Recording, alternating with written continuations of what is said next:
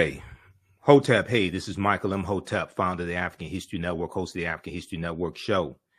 I'm a talk show host, researcher, lecturer, writer, and historian. I am here with one of my friends and one of our Grandmaster Scholar warriors, Tony Browder, historian and archaeologist. How you doing today, Tony? I'm wonderful, man. It's good to be able to connect with you again. Absolutely, man. I know yes, it's been a minute. We've talked through Facebook, man, and been trying to catch up with you in and out of the country, things like that. But Tony was one of my first interviews that I did in 2010 when I launched the African History Network show. And we're celebrating our 13th year anniversary, first launched March 10th, 2010, the African History Network show. And many people know Tony is the author of one of my favorite books, and we use it in my online history classes. I teach Nile Valley Contributions to Civilization. If you don't have this book, you have to get this book, okay? Nile Valley Contributions to Civilization by Tony Browder. So we want to have this conversation. I was talking to Tony yesterday, Friday, and today. We want to have this conversation dealing with why Nile Valley civilization history matters. And we're going to talk about some African queens, and also with Queen Cleopatra, we're going to put this in a historical context as well. All right. So, Tony, let people know just briefly some of your historical background and some of your research. Well, I am formally trained as an artist, a graphic designer. My interest in history was piqued on February the 21st, 1977. That was probably before some of your listeners were born. That was when I met Ivan Van Sertima. Dr. Ivan Van Sertima was speaking at Georgetown Law School. He had just previously published They Came Before Columbus, the African Presence in America. And it was during that lecture that Van Sertima documented the pre-Columbian presence of Africans from the Nile Valley who had built ships, navigated the Nile River, Mediterranean Sea, and made numerous journeys to the Americas, principally in Mexico, where they brought their cargo of knowledge, astronomy, architecture, engineering, and agriculture, and influenced, helped to jumpstart civilization in the Americas, and that they were known to these ancient people as the Olmecs. And there were at least 20 large heads of these stone-carved heads of these Africans that were placed on ceremonial temples and mounds throughout Mexico. And what really blew my mind was when Van Sertima said that these Africans who had come to Mexico from the Nile Valley were from Egypt, and they were black. They were from Kush, and they were black. And this was the first time in my life I had ever heard anyone say this, because everything that I had read, everything that I had seen in television, everything that I had learned in every school that I had attended, even though they were predominantly black schools, taught just the reverse. So my mind was blown upon hearing Dr. Van Sertima's lecture, and that prompted me to begin to revisit everything that I had learned. And then I discovered what I referred to as forbidden knowledge. Information, historical information, which has been intentionally withheld from certain populations in order to influence how they see themselves, how they see the world, and how they interact with others. So it was my interest in learning this forbidden history that prompted my travels to Egypt, that prompted my my writing, my interest in studying this information. And another major turning point in my life was in September of 1984, when Ivan Van Sertima, along with Charles Finch and Asa Hilliard, sponsored the Nile Valley Conference at Morehouse College. And that 4-day event cemented to me the power of knowledge. And the interesting thing about this gathering was that it featured not just African scholars and African American scholars, but European scholars who also understood that the historical knowledge of the past had been fragmented and had been erroneously presented as historical truths. So beginning to become aware of the fact that whoever controls your knowledge of the past controls your conception of yourself in the present has really framed everything that I've done. So the work that I've done, the writings that I've done, the study tours that I've done are all designed to introduce people to historical information that it may not have been a part of their formal educational process, but information that is critical to their ability to determine who they are and how they can move into the world and through the world and better interact with others. Okay, excellent, excellent. Now, in just a point of note, because people are asking, so today is Sunday, April 23rd, 2023. We are live right now. So people are asking that. And you set the tone for this conversation, Tony, because I got to ask you a question about the Olmecs as well. Okay. Because you just mentioned the Olmecs, right? And I teach about this in my class. And in Dr. David Imhotep's book, The First Americans Were Africans, Documented Evidence, he talks about the Olmec, Mandinka, Egyptian or ancient Kemetic connection. Okay. I want to have you explain that in just a minute. And then also, okay, CS, thanks for your support. If you want to support the African History Network, visit our website, theafricanhistorynetwork.com, theafricanhistorynetwork.com. Also, you all can support us through Cash App, $ the AHN Show through Cash App, and PayPal, paypal.me/the AHN Show. And when you do it through YouTube, they take a third of it, just so people know, because they're trying to support through YouTube. Okay. Also, give your website, Tony, and let people know how they can support your work. And then I'm going to have you answer that question about the Olmecs. Sure. Well, our website for IKG is www.ikg-info.com, ikg-info.com. That organization turned 41 years old this past February. So we've been doing this for a minute. Yes. And it's a process that is near and dear to my heart because it's all about raising awareness and, as a consequence, raising consciousness. So with regards to the Olmec, I was blessed, brother, to have traveled to Mexico twice with Van Sertima and to see these Olmec heads. And one of the most important parts of our two journeys together was that Van Sertima took the group to the home of Alexander von Wutenow. Yes. Von Wutenow was a former German diplomat who left the German diplomatic corps as Hitler rose in power and demanded that every diplomat swear their allegiance to the Nazi party. So he resigned rather than do that and settled in Mexico City and became a historian of note. Von Wutenow had the largest collection of Olmec figurines, terracotta Olmec figurines in the world. And he literally took us through his house, took us through his museum and showed us these pieces and explained who the Olmecs were. Now, what's significant, to put this in historical context, that we've got these heads, and Van Sertima was not the first scholar to write about the pre-Columbian African presence in America. Leo Weiner was one of the first scholars. And even Von Wutenow himself has written extensively on this subject matter. So he's showing us that the selection of the very clay that was used to depict these Olmecs was a dark brown clay. And they had access to various colors clay. So he very skillfully and intelligently showed us the difference between the Olmec people and the Toltec people or the Mayan people based on the type of clay that was used to represent these people. So color was an important aspect of his presentation. Another important aspect, man, is that the year, I'm blanking on the year, but the year that we met him was the year that the Berlin Wall had failed. Von Wutenow now had an opportunity to go back to Germany because his family were very wealthy and landowners. And so he had a prescribed period of time to go back to Germany and reclaim the land of his forefathers that was appropriated during the Nazi regime. So when we came back to Mexico the following year, we met with Von Wutenow again, and he told us some phenomenal stories about his trip back home to Germany, where he had not been for over 40 years.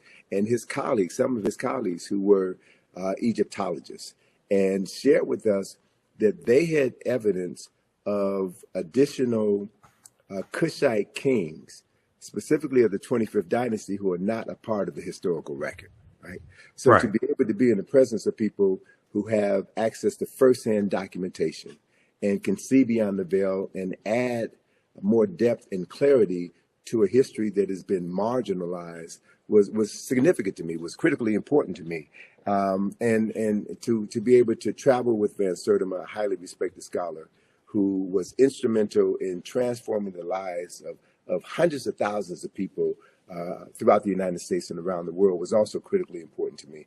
But one other factor that hurt me to my heart was to learn that Van Sertima was denied tenure at Rutgers University because he had written They Came Before Columbus, the African Presence in America. Matter of fact, Van Sertima told me that writing that book was the end of his academic career. And what that says, wow, what it speaks to, is that there are organizations, institutions, and very powerful people at play who want to make sure that certain information never becomes a part of school curricula. Certain information is intentionally withheld because it will affect the consciousness of tens of thousands and maybe even millions of people around the world. So this is no joke. This is no game. This is something that I take very seriously. Yes, and you do. One of the things that Van Sertima taught me that I hold on to is that one should never say anything in public that you can't validate with at least 4 sources. So it's not about just popping off. Yes, just because the mouth poppers. The mouth poppers. No, it's about being serious, and it's about understanding that this is not a sprint. This is a marathon, and that we have to be able to transform the consciousness of tens of millions of people who have been denied the right to read, to write, to reason, and to articulate what they know. Right. So it's about participating in an ancestral tradition that we are bound to be heartfully engaged in for the benefit of all the people who never had the opportunity to do what we're doing right now. So I take this very seriously, and I don't believe in getting caught in the fray. I'm looking at the long game. This is a marathon, not a sprint. And it's about shaping the world that our children's children are going to inhabit. I also want to share with you, if you don't mind, man. Go ahead. We talked briefly about this concept of agnotology. Yes. Agnotology. And there's a book by that name that was published several years ago. And the definition of agnotology will sound familiar to some of your listeners who are familiar with what you do. Okay. Agnotology is described as the study of culturally induced ignorance or doubt, particularly the publication or dissemination via the media of inaccurate or misleading scientific data, and the creation of institutions to promote disinformation. All right. Okay. So it's spelled agnotology. agnotology. Right. Agnotology. All right. Right. And I'm looking at this Stanford University Press. I'm going to show this on the screen here. Just a second. Go ahead. Okay. And so for those of us who have been studying this form of brainwashing, if you will, or propaganda, if you will, we should be aware of the book that was written by Dr. Carter G. Woodson in 1933 called The Miseducation of the Negro. Right. So agnotology is another word for miseducation. It is the intentional marketing of ignorance in order to move people in a specific direction. And so the media, based on my experience and my background in the media, marketing, advertising, and design, I know very clearly that the media, i.e. social media, is the most powerful form of mental manipulation ever created in the history of the world. And so we have heard about, Russians planting disinformation on social media in order to stir up animus in the United States during previous presidential elections. Correct. So folk who understand the power of misinformation and the power of being an unseen hand in the internet, in cyberspace. You don't know where these messages are coming from. People have a tendency to be, a large segment of the population is addicted to this information. They're addicted to information that excites them and moves them to emote as opposed to moving them to think and process what they're doing.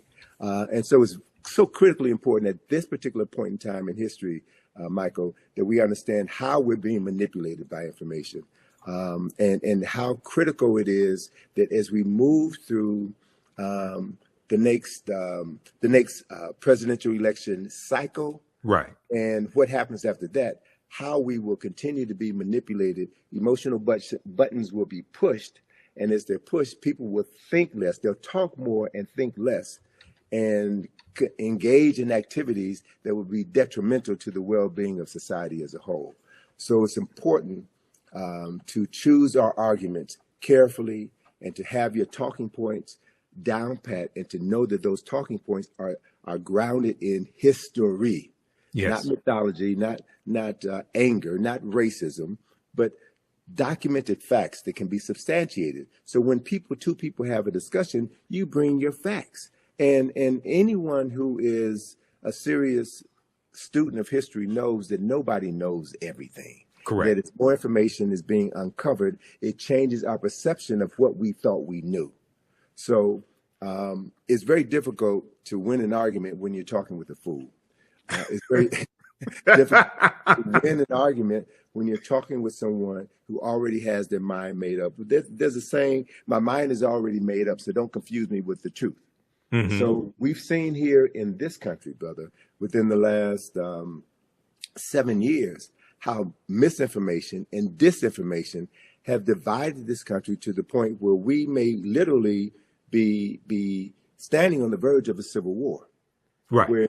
Where any sense of normalcy and respect between two parties with opposing views has gone out the window. So to watch what's happening right now in Congress is an indicator of what's happening all over the world. It's not just here in the United States, it's happening all over the world. So it's like we're in a fight for the soul, not just of America, as certain politicians say. We're fighting for the soul of our consciousness. We're fighting for the soul of Africa. And I think if you're going to be engaged in that fight, you have to prepare yourself adequately. There is a statement that was made by, I think it was the U.S. Army, in an ad that they did a couple of decades ago. They said that the first battle in any war takes place in the mind. Mm-hmm. And the first casualty of any war is always the truth, right? It's always the truth. So we have to be very clear about what we're talking about so that we can deal with the truth that stands on solid ground, and right, not a truth that liars speak in order to muddy the waters and to move people into a space where they won't be able to distinguish the truth from a half-truth, from an all-out lie. So these are the issues that I think that are so critically important for your listeners to understand. And it's also the reason why I just finished a two-part webinar on why Nile Valley civilization matters. Okay. There's certain core information that has to be understood if you're going to engage anyone in any discussion about African history or Nile Valley history. And we've never been given the basic knowledge. So there are many people, unfortunately, who have a very pronounced presence on the web, who read one book and all of a sudden become an expert on something that they know very little about. Correct. Correct. And so dealing with these issues, dealing with the larger issue is important. And that's also one of the reasons why we find here in the United States, there is an ongoing effort on the part of certain parties to suppress the teaching of African history, to suppress the teaching of American slavery. So, what's happening in Florida or Virginia or Texas is nothing but an effort on the part of a certain population to control the historical narrative and to perpetuate a point of view which disassociates them from decades of violence and murder and crimes against humanity. So I understand that. I understand why they're doing what they're doing, because of what they have to protect. So my response to that is not to get angry for our former oppressors for saying that they're not going to continue to miseducate us. We have a responsibility and an obligation to educate ourselves. And that's what the Black consciousness movement was about in the 1960s, which led to the Black studies movement, which has opened the door for us to have this level of conversation today. And there has always been pushback. There's always been pushback. And so we have to learn from the lessons of the past. learn how our scholars, our heroes and our sheroes were able to work around these obstacles that were placed in their path in order for them to continue to get the message out and raise multiple generations of people who now have a clearer understanding of what history is and why history is so critically important. Absolutely. And, you talked about dealing with facts. And I have a saying, those that have been following me on the African History Network show, if we disagree, let's disagree based upon the facts and the evidence, not the fact that you don't want to deal with the evidence. Okay. Mm-hmm. Number one. Number two, you talk about marketing. So many people know my degree is in business administration with a major in marketing from Wayne State University. The foundation of marketing is psychology. So this is why a lot of this information I understand better than many people because of my training and having a background in sales and marketing, et cetera. You mentioned the Olmecs a few minutes ago. I want to hit on this and have you expound on it and then talk some more about Nile Valley civilization and why this history is so important. So many people are familiar with Dr. David Imhotep, who wrote the book, The First Americans Were Africans, Documented Evidence. He's a friend of mine. I've interviewed him probably 14 times here on the African History Network show. And on page, I'm going to pull up this citation here because we discussed this in my classes also. What page is that in this book? He deals with the Olmec. He talks about the Olmec connection and what you just hit on. I want you to expound on this because when we start talking about the African presence dealing with the Olmecs, we get a lot of pushback or people saying, "Oh, you're lying," things of this nature. Okay, so he deals with let's pull this up here. Mandinka Egyptian Olmec connection. Mandinka Egyptian Olmec connection. And I'm going to try to flip over to this slide here. Just bear with me for a second. I got to close out one of these presentations. All right. Let's look at this here. So he says, let's see here. Let's go to current slide. A major ethnic group. And now this is from page 82, I think it is, of the First Americans Were Africans, Documented Evidence. A major ethnic group among the ancient Egyptians were the Manding people, a Niger-Congo homeland in the general vicinity of the Upper Nile Valley is probably as good a hypothesis as any for the origin of the Manding. And let me try to reconnect here. I want to show this slide. Okay, so we'll do this and let's go here. All right, resume slideshow. That's what we need. The Proto-Manding migration. The Proto-Manding migration had to have taken place during the African Aqualithic period. That was a wet period in Africa that lasted thousands of years at a time when the Sahara was fertile and had river systems and great lakes. All right, now I'm going to try to, okay, so go ahead and talk about, there's some more here I'll get to, but go ahead and talk about the Olmec connection, because when we talk about the Olmecs, you have people who say, oh no, the Olmecs they had nothing to do with Africa or anything like that. Who were the Olmecs and what's the connection between the Olmecs and ancient Kemet? Sure. Well, anytime new ideas are introduced into the academy, there will be those who will reject those new ideas because reputations are built on maintaining certain concepts and ideas. Right. So as a matter of fact, one of the foremost Mesoamerican scholars was Michael Coe of Yale University. Mm-hmm. And he railed against Ivan Van Sertima and his publication, They Came Before Columbus, and the Olmecs, the fact that the Olmecs were African.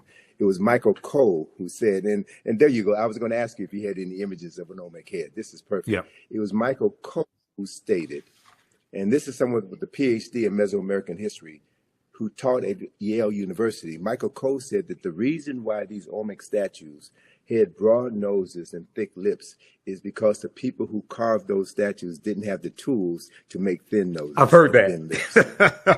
All right. So that quote came from Michael Coe. Okay. Spell his last name, please. Spell his last name. C-O-E. C-O-E. Michael Coe. Okay. Yes. And Van Sertima, in describing this particular Olmec head, and this is at Villahermosa. I think it's at Villahermosa. No. Oh, God, it'll come back to me. Okay. But this particular museum is an incredible museum, man. They have one of the largest collection of Olmec heads, and the Mexican architect who designed this museum, I think it is Villahermosa. The Mexican architect who designed this museum also designed the Nubia Museum in Aswan. Okay. Right? And so Van Sertima had pointed out that the helmet, the leather helmet that is worn by this Olmec personality and several other Olmecs is practically identical to the leather helmets worn by Nubian warriors. Mm-hmm. Right? So he's drawn a number of interesting parallels between these cultures. He's got maps in his book that shows the migratory pattern of the Olmecs from the west coast of Africa, who were able to catch currents that brought them over to the Americas. And one of the other points that Van Sertima brought out in many of his lectures that people want to dismiss or not discuss at all is the fact that these Africans who made multiple journeys, also brought back to the Nile Valley certain products. And one of the products that they brought back was cocoa leaves. The coca leaves, the plants from the plant that is used to make cocaine. Right. And very few people talk about the fact that when a examination of the mummy of Ramesses II, one of the most significant kings in Nile Valley history, when a examination was done on the contents of his stomach, they found coca leaves in his stomach, right? And they only existed at that time. They only existed in the so-called New World. So there's so many connections that have been, so much information about these migrations that have been suppressed in academia. So the other thing is there is a marvelous book that Charles Finch turned me on to, written by a Senegalese scholar by the name of Abubakar Lam.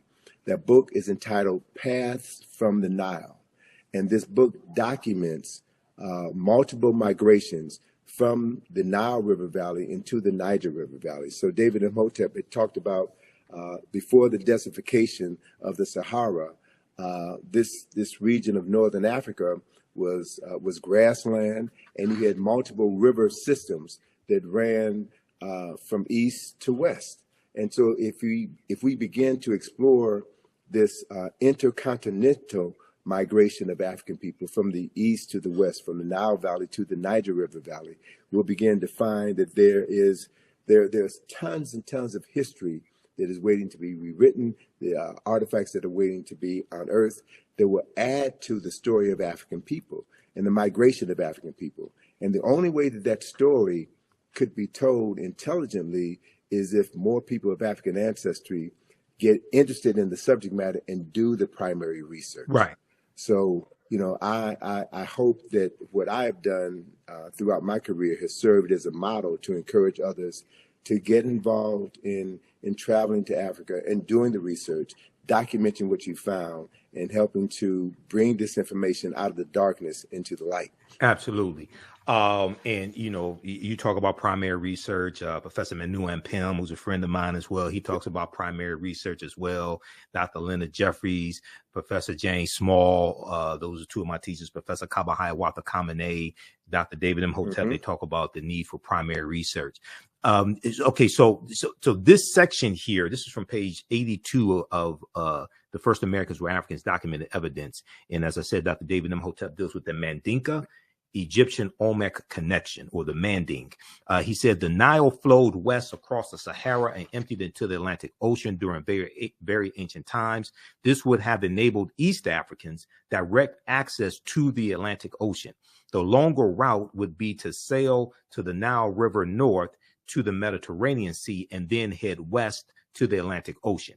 When the Manding reached Central America and began mixing with the local population, they were labeled Olmecs. Okay, when the Manding or Mandinka reached Central America and began mixing with the local population, they were labeled Olmecs. The Olmecs were supposedly a mixture of the Manding or Mandinka and American Indians, or people who we would term, Native Americans, or however you want to phrase that. Do not forget that the Manding made up the base of the Olmecs. So the Egyptians, or the ancient Kemetic people, the Kemet II, the ancient Kemites, the Manding and the base of the Olmecs are related to each other.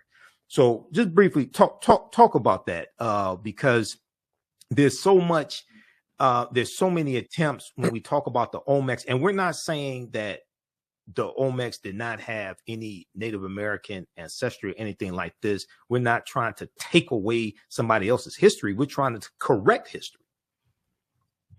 Well, so a couple of things I want to add to that. One clarification I want to make is that the Nile Valley flows from south to north, but within the lower Nile Valley, you had other river systems that flowed from east to west.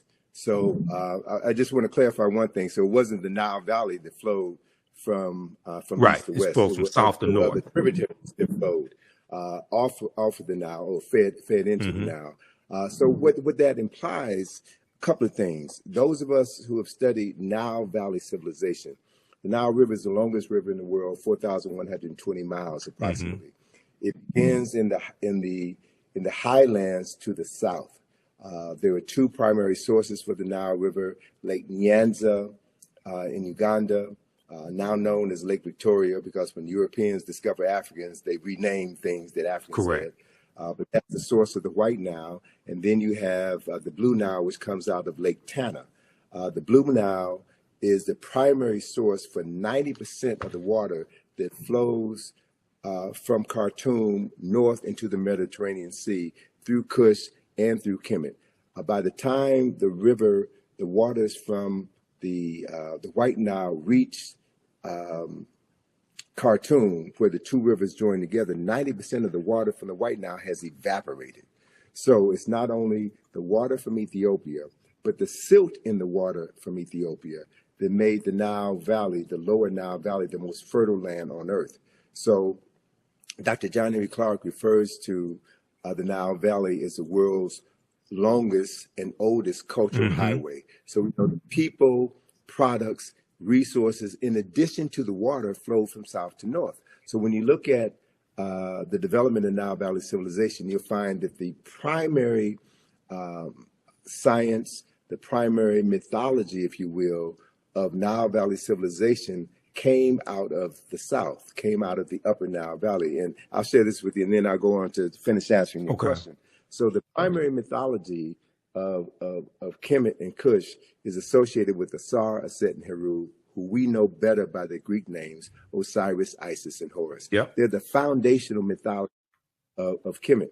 That story of Asar, Aset, and Heru that was instrumental in the founding of Kemet from the first dynasty on, that story originated in Ethiopia at least 4,000 to 6,000 years earlier, among the people known in southern Ethiopia as the Omoro people. That same story is there. And as it flowed northward down the Nile, it modified over time, right? And became slightly interpreted, but that is a fundamental story. So you also had situations where as Africans migrated from south to the north, they also migrated from the east to the west. So there was this flow, this intergenerational transference of knowledge and technology over time and space from the east coast of Africa to the west coast of Africa. And much of that information is now really beginning to come out. And what it does, the coming of this information will shatter all of the myths about West Africa. And there are scholars now in Ghana, Senegal, Nigeria, Cameroon, and Mali, who are now talking about their ancestral migrations from the Nile River Valley into the Niger River Valley. So we're living in an age of incredible discoveries where new information is going to be coming forward. So as part of that migration of Africans from West Africa into the Americas, what we're talking about is the further transference of African knowledge and African technology. So those who have a vested interest in maintaining the concept of African people as having made no contribution to culture and civilization, they have to suppress this information. Right. So the Michael Coles of the world have to stand up. And so what we have to do is we reassemble the fragmented pieces of African history. We have to be able to look at exactly what you said, the Olmecs. And Van Sertima talked about the fact that the Olmecs, the remains, the physical remains of Olmecs were found in many of the royal tombs in Mexico, and that they comprise, I think he said, about 12% of that population. So what we're looking at is an influx of Africans with advanced technology coming into a society and helping to jumpstart civilization in that society. And you also had other people coming from other areas into that same society as well. So as Van Wooteno and others have pointed out, there are other people from other parts of the world who made contributions to the culture that was established by the Olmecs. So as we now look back on approximately over 2,000 years of world history, we're trying to sift through all of this to get to the real story, right? And so the main point is we don't have to say that Africans invented everything in America, that Africans were the indigenous population in America. We don't have all of the evidence at this point in time to stand firmly on the truth to say that, but we can say beyond a shadow of a doubt, based on the archaeological and historical information that we already have at our fingertips, that Africans from the Nile Valley played a pivotal role in helping to jumpstart culture and civilization in the Americas 2,500 years before Christopher Columbus was born.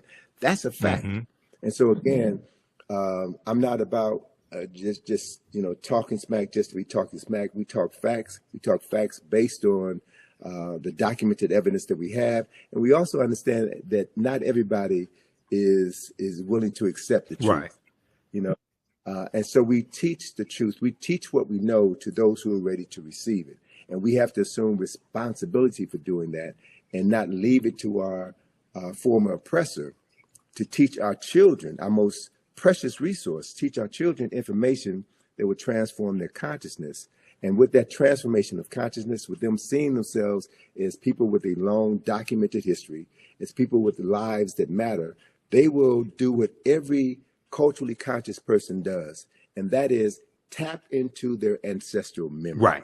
See, that's really what all of this is about, because when we look at the greater arc of human history, we have to acknowledge a fundamental fact that no people on this planet have been as marginalized as people of African ancestry have been on the continent and in the Americas. And part of that marginalization is about the usurpation of the historical memory of those people. And after the end of this process of enslavement, you still have to continue the enslavement of the mind, right? So whoever controls a person's thinking controls everything that they're able to do in their lifetime and everything that they're able to pass on to the lifetimes that will come after them. So it's a battle for the mind. It's always been a battle for the mind. And so knowing your history, going to sources, and being courageous enough to say, I don't know it all, but I'm learning. As Neely Fuller says, I'm still learning. And as we learn, we get more information, and that information buttresses what we already know, or it provides a new kernel of truth that allows us to explore another field of study that expands what we thought we knew. So this is the journey, and this to me is what this process is all about, man. And it's exciting. It's exciting to be engaged in this process. And it's also important to know that the closer you get to the truth, the more your enemies will try to suppress you. Yes. Right? That's when you know. That's when you know you're going in the right direction. So we can't allow ourselves, and I'm glad you put Dr. Jeffries up there again, because just 2 weeks ago, the powers that be came after his nephew, Hakeem Jeffries. Representative Hakeem That's Jeffries. Not an accident. Yep. That's not an accident that is happening now. And they're bringing up issues that came to the fore in, what was that, 2001. 2001. Issues from 20 years ago, they're bringing up. Why? Because Hakeem Jeffries represents this phenomenon that I'm truly beginning to embrace and wrap my mind around. And that is the major reason why people of African ancestry are still here. The reason why we have not been exterminated is because of the power that we carry within us, this genetic memory that has been driving us and allowing certain people within our group to overcome seemingly insurmountable odds. So it's not just us doing this, it's the ancestors working through us.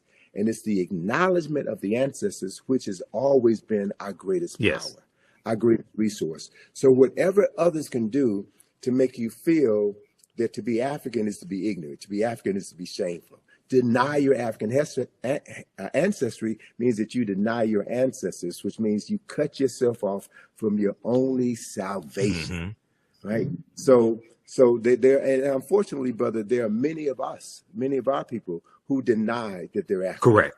Who deny that African people have ever done anything of any significance, who have bought into the narrative, bought into the lie. Those people will be marginalized by their unwillingness to embrace a larger historical truth. And that's on them. Right. Not everybody is going to get it. Not everybody is capable of understanding what is at play. And that are those people who have always been in opposition to the restoration of the African mind, the restoration of African consciousness, will always fund those people who will undermine this effort.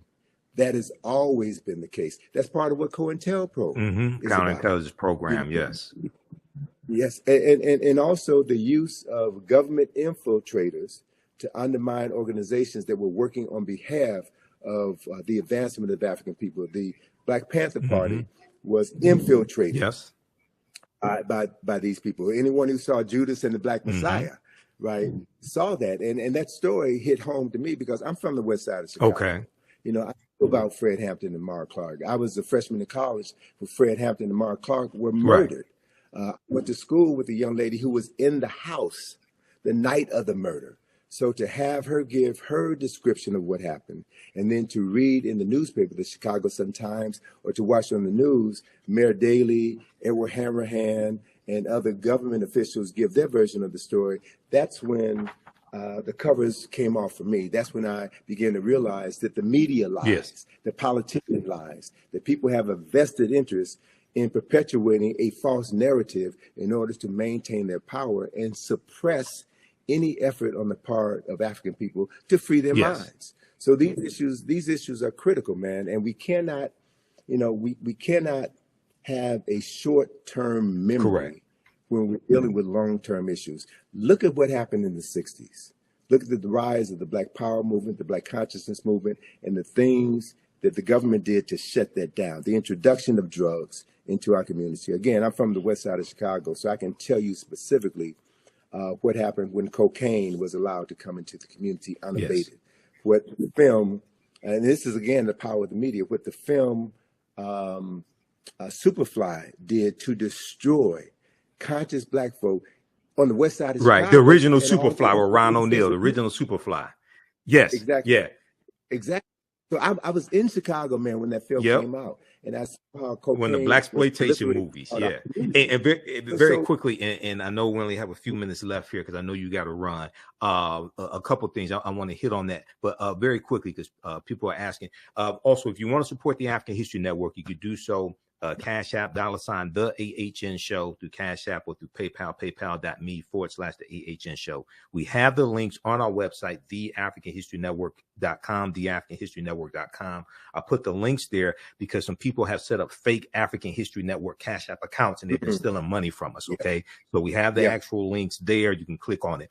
To support Tony Browder and the work that he and his daughter Atlantis Browder do. Okay. Go to IKG-info.com, IKG-info.com.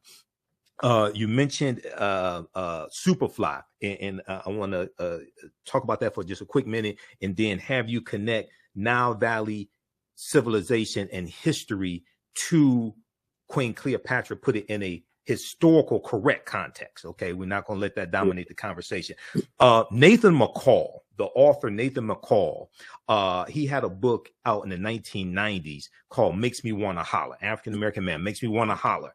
And I read his book, and he talked about how in the 70s, the movie Superfly made he and his friends want to sell drugs, to live that type of lifestyle. Okay. And he ended up going to prison. He became a journalist. I think it was either the Washington Post he ended up writing for. Washington Post. Yeah, I read his book, and his book was fantastic. And I had the book on tape, but that deals with the power of the media. Okay. And Dr. Leonard Jeffries has talked about previously how those blaxploitation movies, not all of them, there were some good movies, but how some of those movies showed us in the worst light and promoted drug usage, pimping, selling drugs, things of this nature. And white people profited off of these degrading images of African Americans. Right after Dr. King's assassinated in 1968, Malcolm X assassinated in 65, the Black Panther Party for Self-Defense is infiltrated and largely derailed, okay? And then you have these movies. So we got to understand that chronology. Connect the Nile Valley civilization history to putting Queen Cleopatra VII in the correct historical context, please. Great. So the perfect example I can give you is the work of Dr. Asa G. Hilliard III, who established a framework for understanding Nile Valley civilization. And he divided Nile Valley civilization into 4 golden ages. The first golden age was dynasties 3 through 6, when all of the Mir or pyramids were constructed. The second golden age was dynasties 11 and 12, when all of the great literature, the philosophical literature, the scientific literature, the moral literature for the nation was established during that period of time. The third golden age and the longest golden age is dynasties 18 and 19, when Kemet was forced to become an imperialistic nation because of continued intrusions from the north. And then you have the last golden age, the fourth and final golden age, which is the 25th dynasty, which is what Dr. John Henry Clark referred to as Africa's last great walk in the sun. It was the last time in history that Africans were the wealthiest and most powerful people on the planet. So if you understand that framework, then after the 25th dynasty, and there were 30 dynasties in the history of dynastic Egypt, Kemet civilization fell in 332 BC with the advent of Alexander of Macedonia conquering Kemet and turning Kemet into Egypt. Egypt is a Greek word. Pyramid is Egypt Greek. is a Greek word. So most of the names of African places and things and people have been changed by non-African people. So if you don't know the original names, you'll never be able to understand the history, the culture, the science, the philosophy, and the concepts as they were originally created. Let me give you one example of that. Pyramid is a Greek word, which means little flat cake, like a pancake. The original word for that structure is mir, M-I-R. And the word mir means the place of ascension.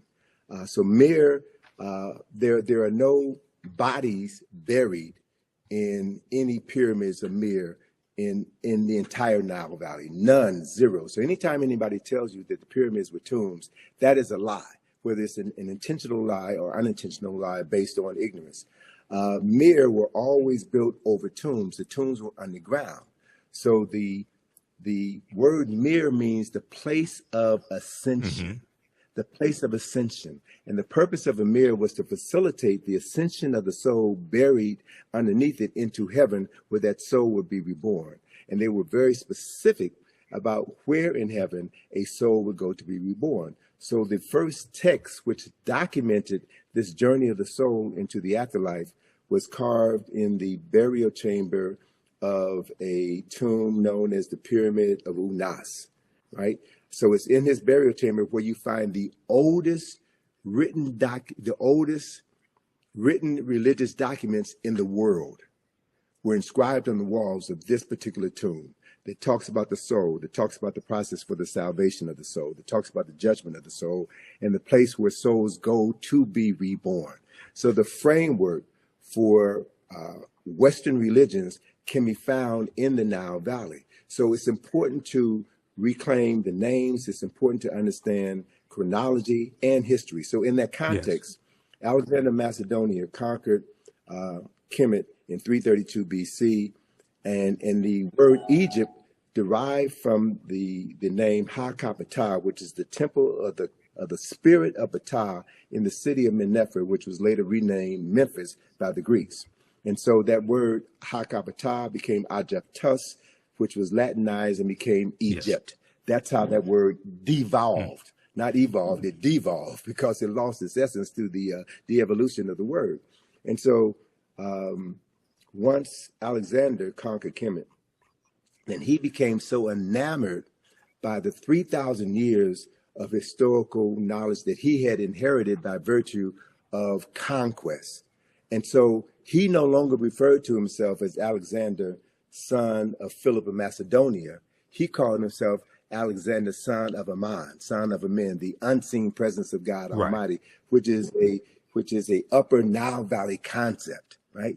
And so the Greek rulers then descended from Alexander's line.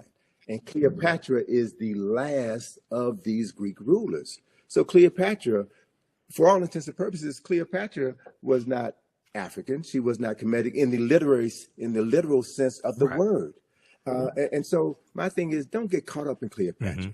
There are other personalities of more historical and cultural significance who we should be focusing our attention on. So I would bypass Cleopatra discussion and focus on Queen Tiye, who was one of the baddest queens in human history. Right. She was one of the most powerful rulers on earth. She was the wife of Imhotep III, and their statue in the Egyptian Museum in Cairo is the largest statue in that building.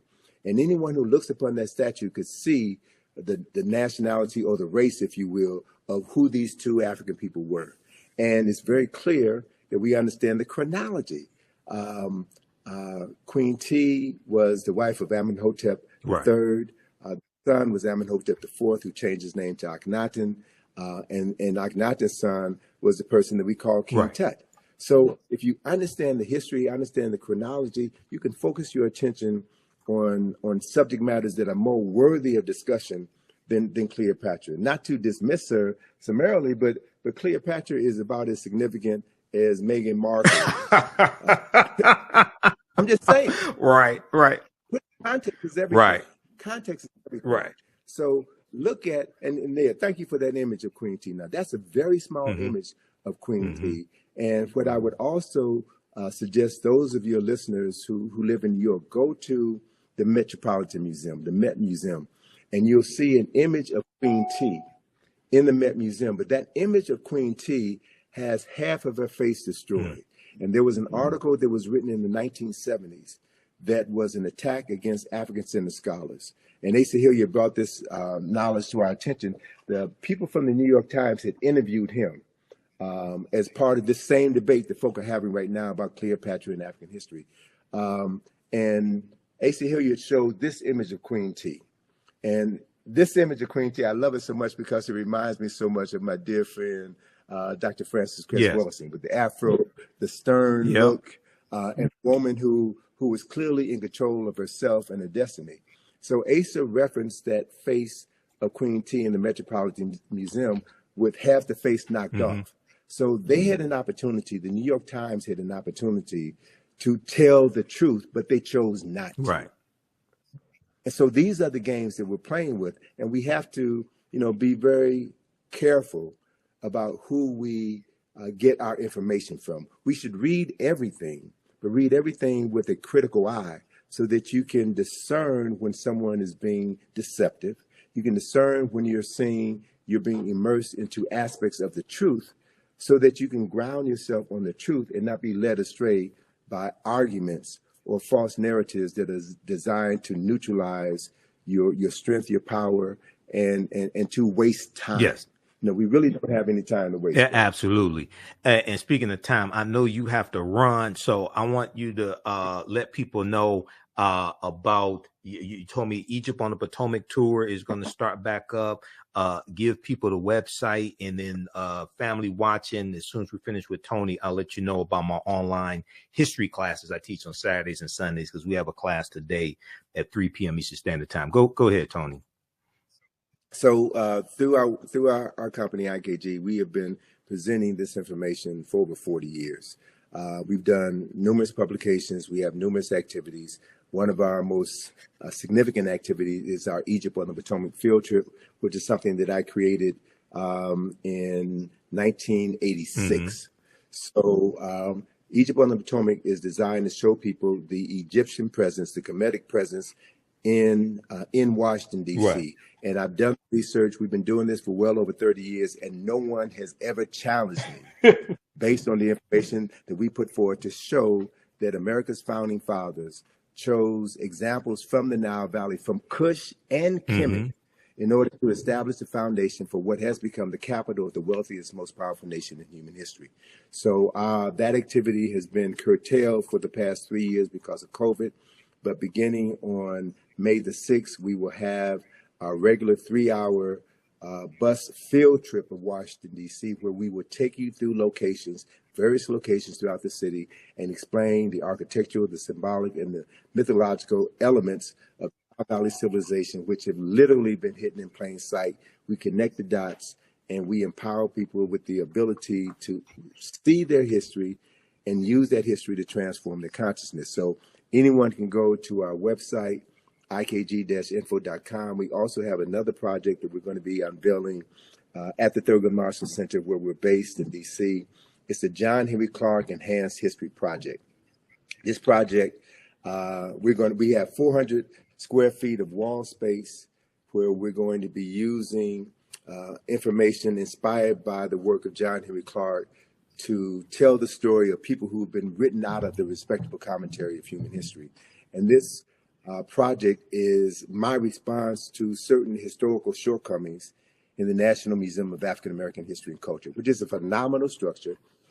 The only issue that I have with it is that it begins our history in the basement, and it begins our history with slavery. Right.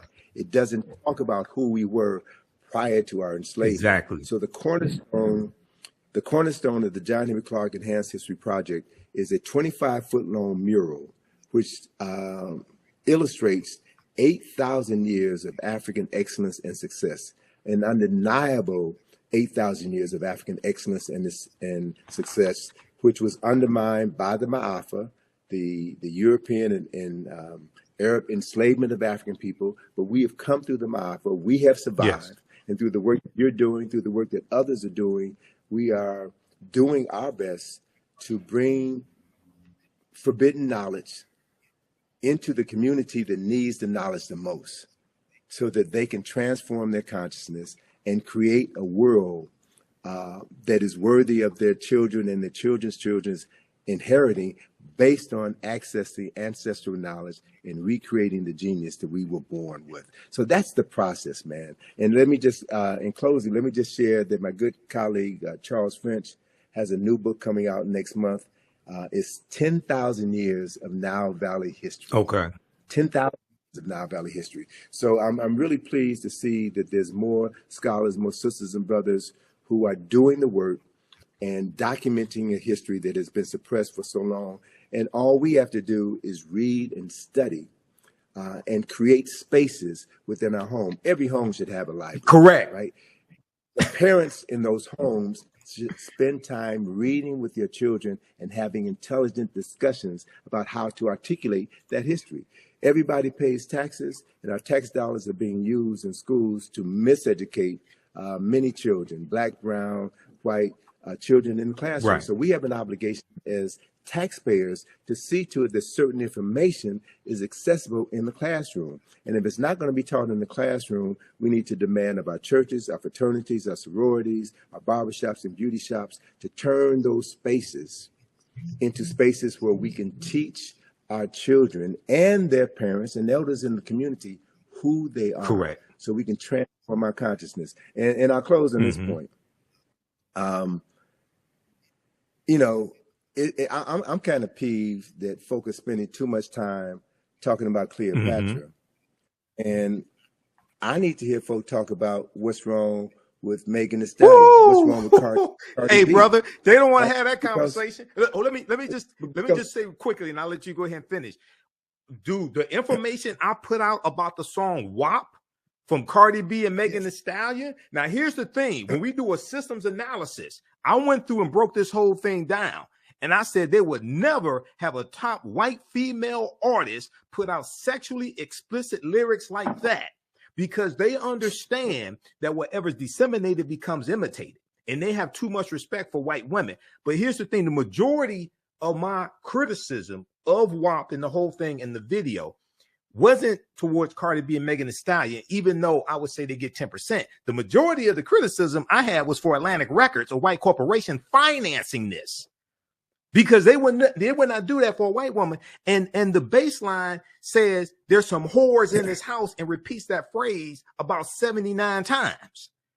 And in the video, all the women are of African descent except Kylie Jenner. And you have white people to put together an online petition to have Kylie Jenner digitally removed from the video because you only protect what you respect. And they saw that white woman as somebody who needed to be saved. You Negroes, you can keep doing that. You can be the whores in this house. This white woman, you too good for that. Go ahead, brother.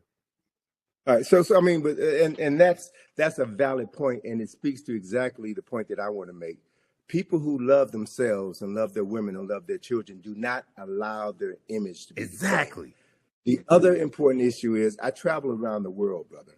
And once you get outside of America, you see a whole different world. And what embarrasses me is to see these videos on television stations in Africa, in Europe, in South America.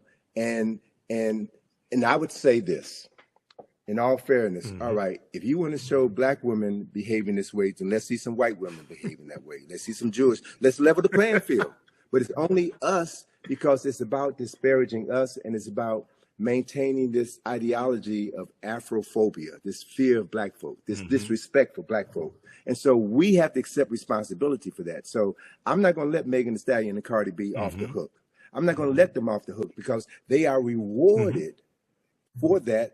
By Megan Thee Stallion was Person of the Year, Time magazine. They appear on Saturday Night Live. They appear on all of these programs. So what that does is send a message to young and impressionable black women, black girls. If you want to get paid, if you want respect, wear a weave, wear these fake nails, wear all of these things that deny your true essence in order to be accepted by a community that has never had any interest or desire in you.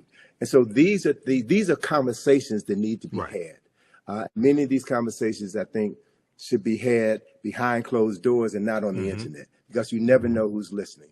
We need to have private conversations, and we need to talk about how we can advance the culture and present favorable images of us, because the media, as I stated at the beginning of this conversation, the media is the most powerful form of mental manipulation ever created. And we're getting played. Right.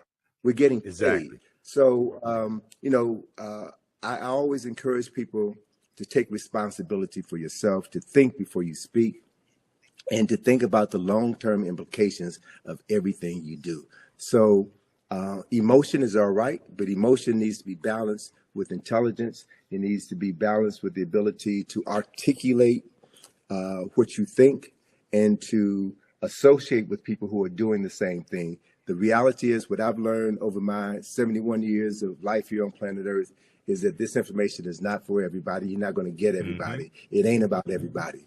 It's about moving and working with those people who are willing to learn, willing to commit themselves to something greater than their own individual and selfish interests.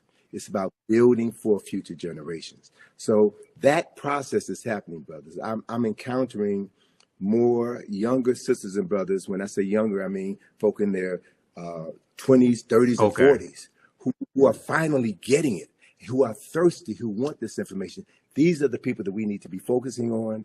We need to help frame the historical understanding of topics so that they don't get sidetracked by these games, by these traps that are set up just to waste their time, but stay focused like a laser, do the work, love yourself, right? And demonstrate that love and how you interact with other people who look like you, and build something tangible together that is going to outlive you, something tangible that can be passed on to future generations. And if you can do that, man, if you can do that throughout your lifetime, then we can say that the day will come when our ancestors will return and have bodies to use that will allow them to create heaven on earth once again. It doesn't make sense to me, and I keep saying I'm going to close on this. But hey, take your time, man. I know you got something to do after this, but take your time. I'm not rushing you. Okay. It doesn't make sense for me personally to talk about your ancestors were kings and queens if you're acting like fools and jerks, right? Yep. And the other reality is that less than 0.1% of any nation's rulers were kings and queens. The vast majority of people were ministers and prime ministers, were scholars, were researchers, were scientists, were astronomers, were physicians, were healers, were masons, were architects and engineers. They are the people who made the nation. The king or queen was just a figurehead. So I want to redirect the conversation. I want to redirect the focus on something that is practical. It's just like saying, you want to be president of the United States. Anybody with any sense knows the president of the United States does not run the United States, right? And so it's the people who comprise this country who make this country what it is. And we know, people of African ancestry should understand very clearly that it was our ancestors and their free labor that helped to make this country the wealthiest and most powerful nation in human history. So we have an obligation as descendants of enslaved people who survived the Ma'afa. We have an obligation and a responsibility to use the resources that we have access here in this country to educate ourselves, right? Because what we know shapes the consciousness of African people all around the world. We talked earlier about the Black consciousness movement in the 1960s. And the powers that be saw how the Black Power movement influenced Steve Biko in South Africa. And he replicated a similar movement. It was happening in other parts of Africa as well. So the colonizers had to shut that down. And you shut that down by introducing films that divert our attention and have us praising drug dealers and ungodly behavior. And that then becomes the framework with which we see our future. So if we use this technology properly, we have the opportunity to access millions of minds in a matter of minutes and introduce a new narrative. That's what this opposition is all about. Shutting down the conversation, shutting down the power. So don't give your power away. You are the most important commodity that you'll ever possess. Free your mind. Model how free people, free men and women are supposed to speak, communicate, and move through the planet.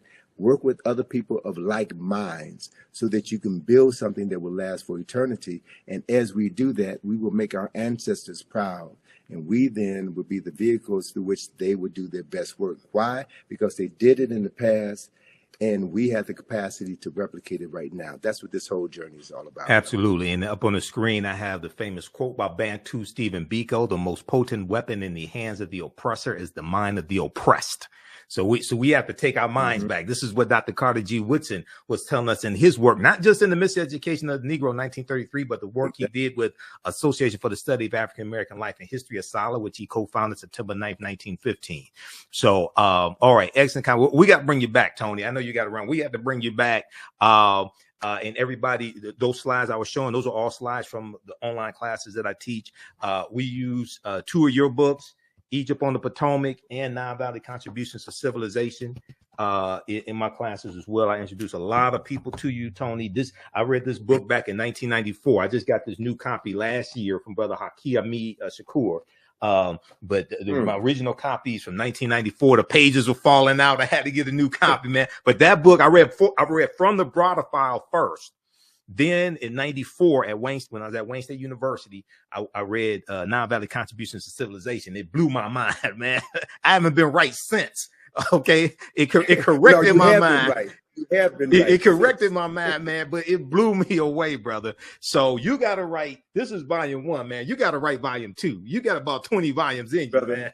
But you got to write volume 2, brother. Well, brother, that's one of the reasons why I need to use the time that I have left to redirect my energies. I've got a ton of information that I need to get out. Yes. And so I'm going to be focusing on doing more writing and continuing to push my daughter out, because what I have established is a legacy that she's going to continue. So, last December, I had some health challenges and I was unable to travel to Egypt, take my group to Egypt. So my daughter stepped up and did it. Oh, that's good. So to Shout out to Atlantis. that we're preparing the next generation, man, is really what this thing is all about. Because we're not going to live forever and we can't do everything ourselves. So we should be training cadres of young people, man, to know who they are and to live that knowledge in everything that they do. That then is how we change the world. So, it's a pleasure to be on the program. We got to have you back soon, brother. Yep. And I'm wearing the Black Friday shirt because we're in the documentary series from Rick Mathers, director Rick Mathers, Black Friday, What Legacy Will You Leave? Okay. All right, Tony, everybody visit ikg-info.com. Support Tony Browder, support his daughter, Atlantis Browder, and also support the African History Network. All right, Tony, you have a good day, brother. Hotep. All right, peace. Take care, man. Appreciate it. Peace to you. All right, everybody. So that was one of our esteemed scholars, one of my friends for years, Tony Browder. He was one of my first interviews that I did in 2010 when I launched the African History Network show.